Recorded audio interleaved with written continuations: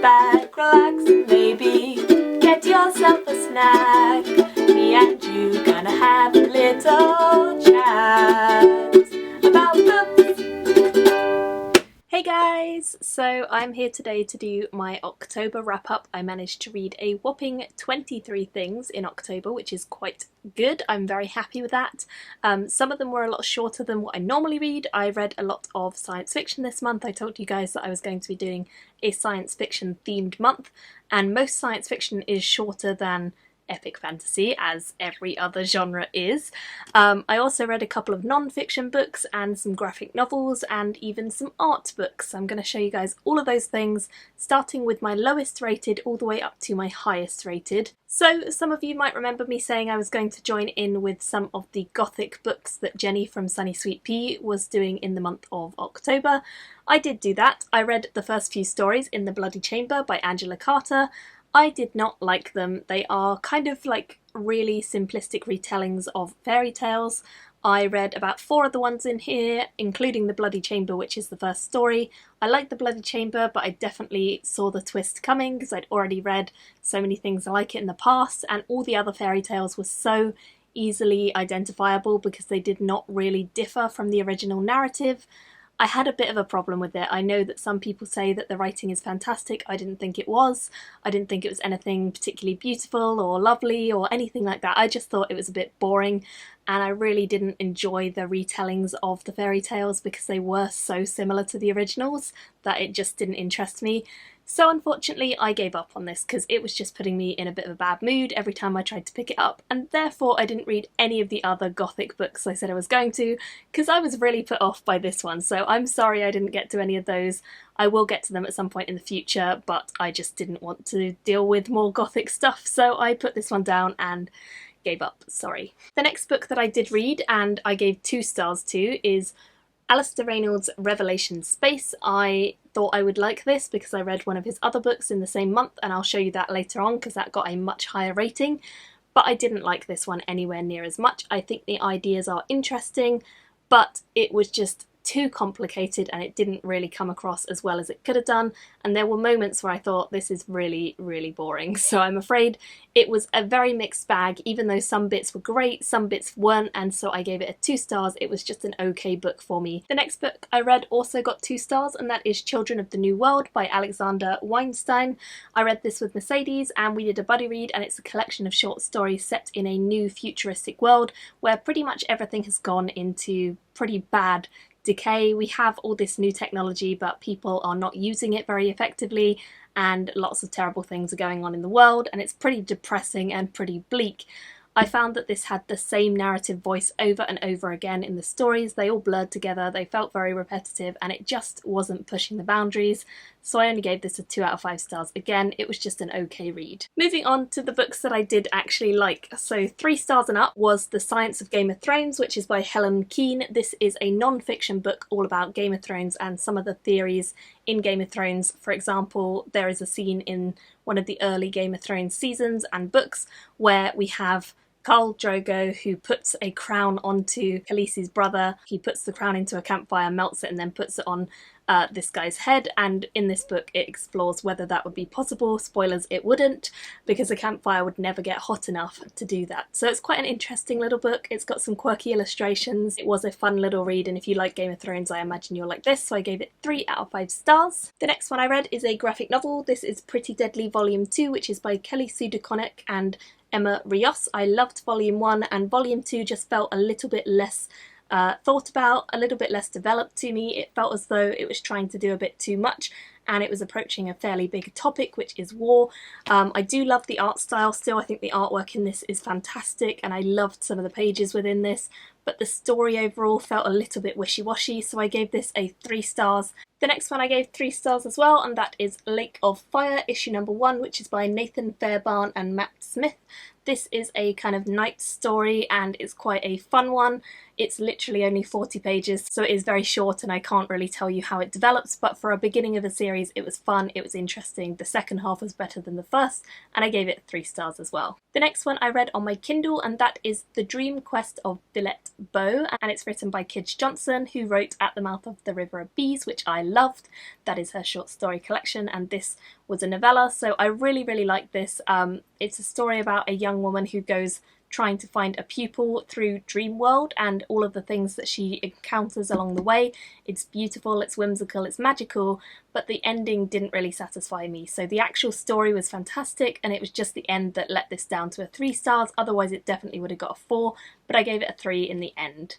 The next one that also got 3 stars is Plutona. This is by Jeff Lemire, Emmy Lennox and Jody Bellaire. It's just a very short series, so I believe this is a standalone volume, and it was such an interesting idea. I loved the way that it started, and then I realised it was only a standalone, and I felt so upset because I thought there was so much more that could have been done with this, and it would have benefited so much from having a second volume, even if it was just the 2. I love the art style, I think it's lovely. It's kind of dark and creepy, and there's quite a sinister undertone to the story. It's about a group of kids who find a body in the woods. I won't say any more, but there's a lot of cool stuff that happens, and it definitely explores sort of teenage emotion. I liked it a lot, but I wish there was more to it, and so I only gave it a 3 out of 5 stars because I felt like it needed more. The next one is a giant one, and that is Dragon Art by Graham AYMR, and this is an art book. It's all about artwork and dragons. It talks about some of the history of dragon artwork, where dragons were inspired from mythology. It talks about various artists in the field who are recognised and some who are lesser known. It features a lot of very cool artwork. As you can see, it's huge amounts of pictures, and then some pages have text as well. I will say that the pictures were utterly fantastic, but the text was slightly lacking for me, and I didn't think too much of the text.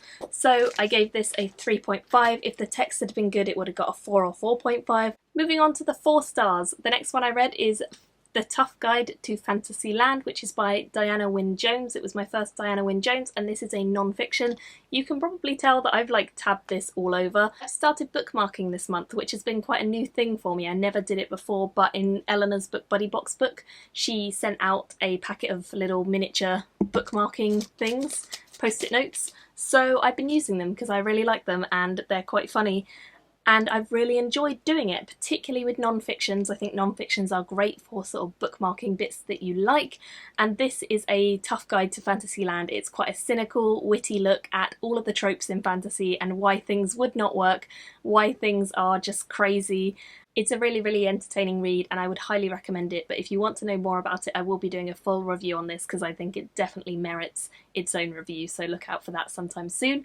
I gave it 4 stars. The next one I read is another one that has a few post-it notes, and that is A Room of One's Own by Virginia Woolf. This was kind of a collaboration with my mum because we decided that the 2 of us were going to exchange books and try to read a book that the other one liked.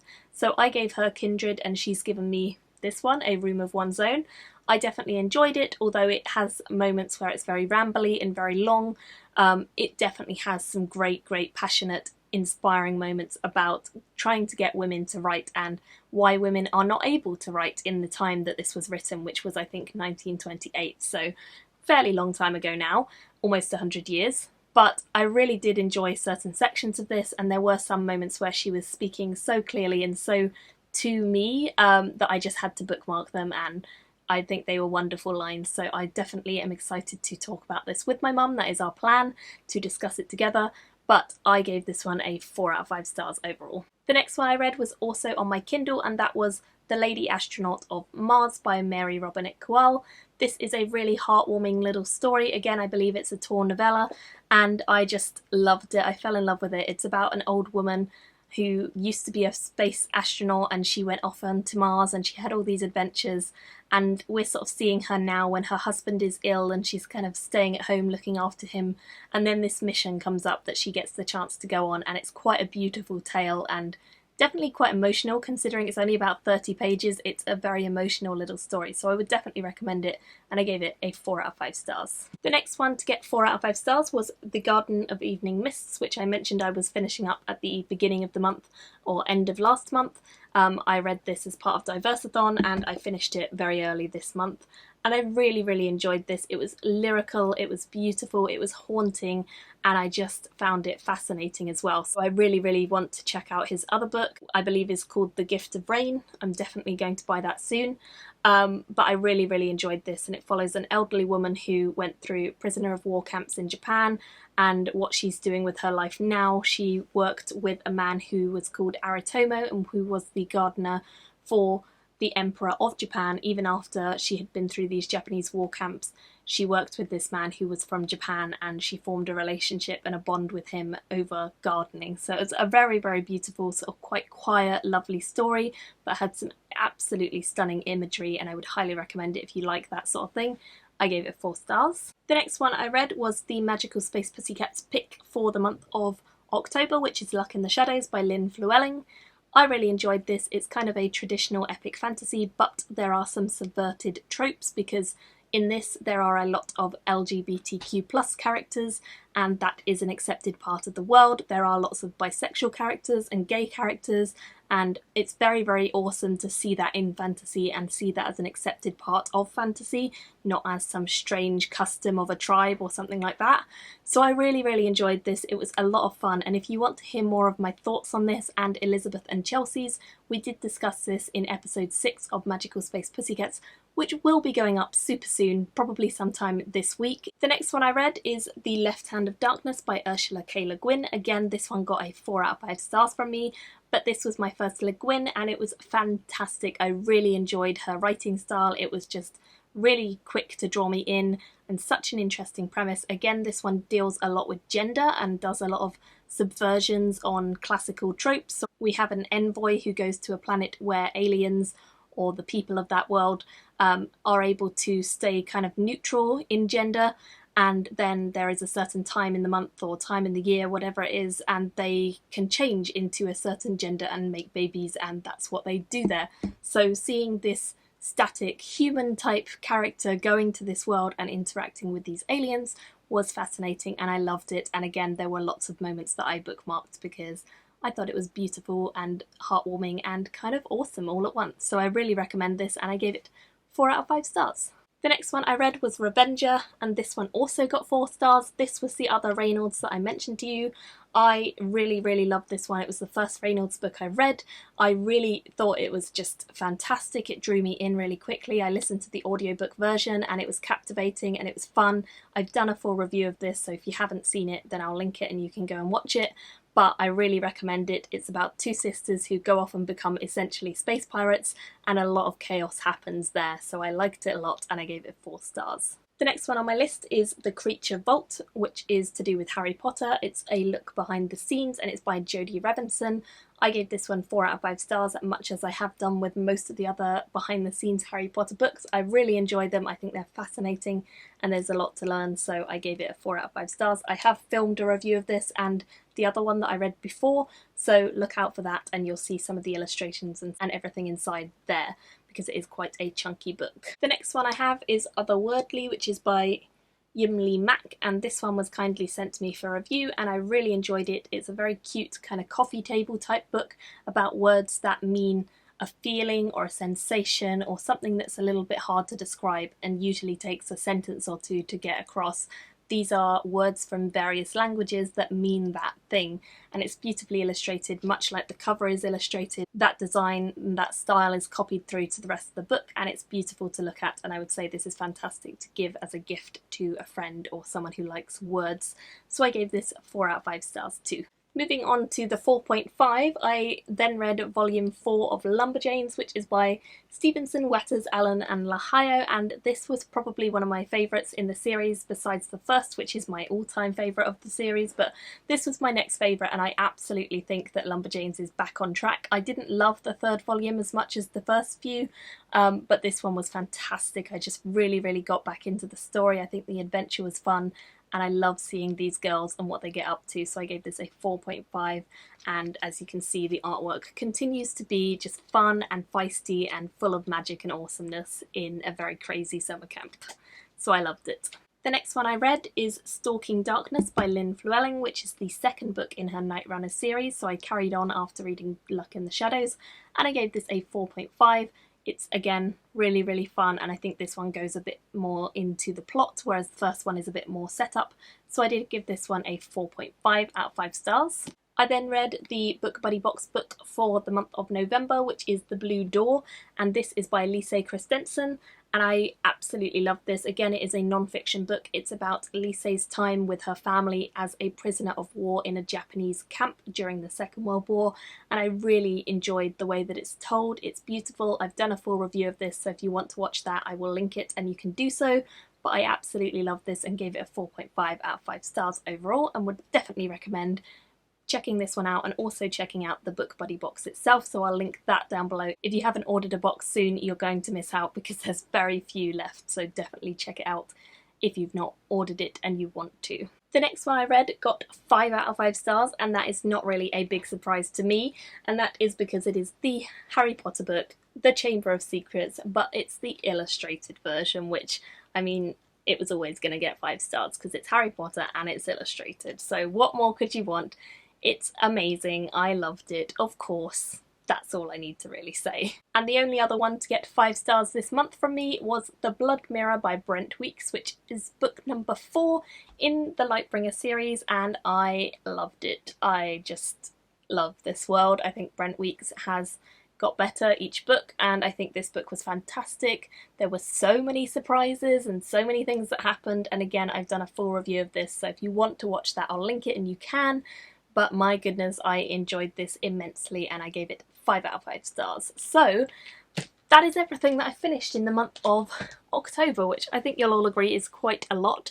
I had a really good reading month overall. I think a lot of 4-star books and a lot of 3 stars, so they were all likeable and very good, and then 2 5-stars, so that was great as well. So I'd love to hear in the comments below what you guys have been reading, whether you had any 5-star books, what were they, or if you've read any of the ones that I just mentioned, please do let me know and what you thought of them.